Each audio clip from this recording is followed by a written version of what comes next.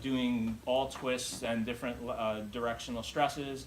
The validity of this has been questioned, so that's kind of why I defaulted to the old one.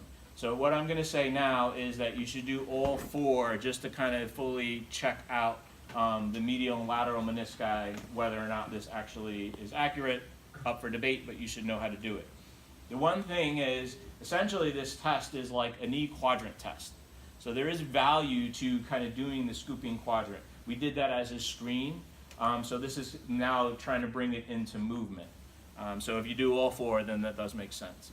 So the way that you'll do the McMurray, we're going to start with the valgus stress.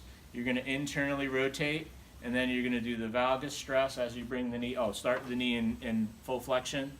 You're going to induce the valgus, keeping internal rotation, bringing it into extension. Then full flexion, you're going to externally rotate the tibia, keeping the valgus stress. This is what was different. And then bringing all the way straight. Then, so that's two. Then you're going to internally rotate again, and you're going to do the varus stress and bring into full extension.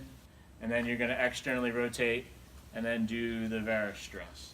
So essentially you hit all four quadrants, with the thought is that you are getting the grinding of the femoral condyle through the menisci, medial and lateral. The thought was maybe we can get the anterior and posterior part. That's not exactly happening, but it's a good way to kind of just screen out the entire quadrant of the knee.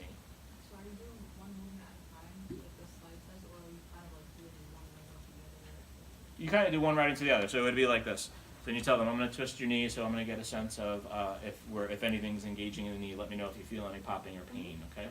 Go through, internally rotate, come back, externally rotate. You okay with that?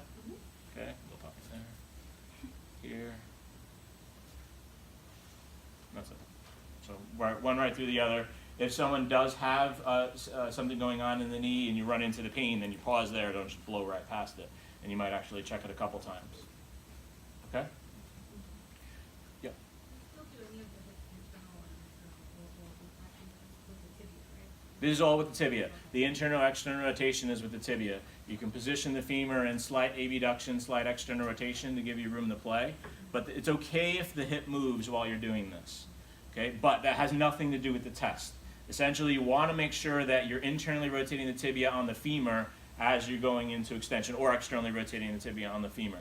So it's all about relative movement, making sure the torque happens in the knee. Okay? All right. Can you go over those movements one more time? Sure. So is internal always with? No. So the first thing you're doing is the valgus stress, and you're going to do it with internal rotation of the tibia out, and then you're going to do it with external rotation of the tibia. That covers both. Then you're going to switch to varus, and you do varus with internal rotation, and then you do varus with external And rotation. you're always doing it from flexion to extension. Flexion to extension, yep. Yep. Do you have to know like which specific quadrant is with like internal versus external with varus and internal external with valgus? No, No? no. Because it's not showing up to be exactly what we think it is, so if you want to think about it and realize that as you're doing that internal rotation, you're getting the lateral meniscus, external rotation, you're getting the medial meniscus, then that's fine. Yeah. All right, but no, we're not going to ask you that.